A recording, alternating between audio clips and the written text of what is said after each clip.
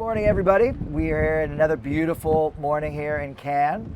I'm with Shelby Saville, the Chief Investment Officer of Publicis Media. Shelby, welcome. Thank you. Thanks for joining us today. We are tasting one of Southern France's most popular rosés, the Whispering Angel, so cheers. Cheers. Couple notes on the Whispering Angel. It's made of Grenache, Rollet, and Cinsault grapes.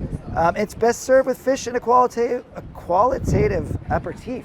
I don't know what that is, but it's also best served around 11 o'clock in the morning, yeah, right? So sure. I would say that.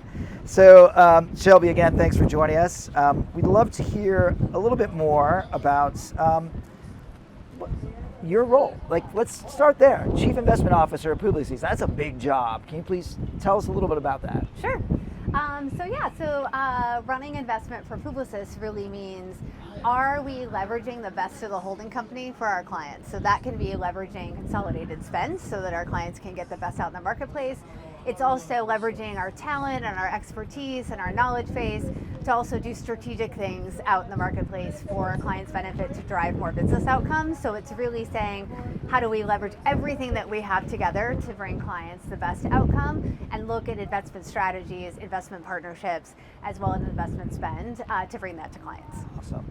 I mean, the way you put it, it's almost like you're Chief Responsibility Officer, right? You're responsible for the client's success at some level. Yes, That's we try. Very cool. One of the things that Double Verify and Publicis have recently collaborated on was a study on factors that influence brand safety and suitability. Obviously, hugely important to your clients. Maybe just talk a little bit about how that came about and why you thought it was so important to focus on those issues and do a study around it. Sure thing. Brand suitability is a big topic for all of our clients. They all care about it. They all have questions about it. But what wasn't being done is any conversation about what does it mean to consumers and to the humans that we're trying to advertise to, what's suitable to them. And the idea that there would be some, advertising quality and that we would sit there and all decide a common list of inclusion and exclusion and that made sense to every single consumer didn't really make sense. So It was really, how do we get to the consumer view of what is brand suitability mean to different consumers? Yeah.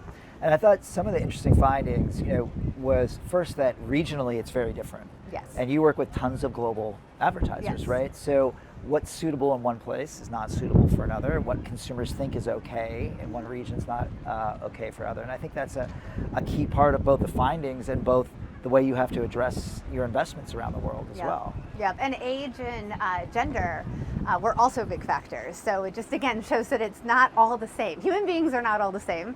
So what's suitable to different human beings is not going to be the same. So cranky old guys like me, complain about everything. Most ads are like, that's not good. Right? Was that one of the findings? Kind of. Cranky old guy factor? The cranky old guy factor. We have an index for that now? No. Is it good? Yeah. It's all right. I don't buy a lot of products, but I give my son lots of money to buy products, and that's what's important. Any other findings that you thought that stood out from the report that were interesting for you, or that you think were relevant? I just thought that the age difference was really relevant, because I think that oftentimes we can get into like an ivory tower and say, people are not okay with swearing. That was a big one that was talked about, was language and swearing. And there was definitely an age divide of whether or not that even had any impact to a brand being near certain kinds of language. And it's no surprise when you think about the evolution of language that, to younger demographics, it doesn't seem to be something bad necessarily. But actually seeing things like that, I thought were really interesting.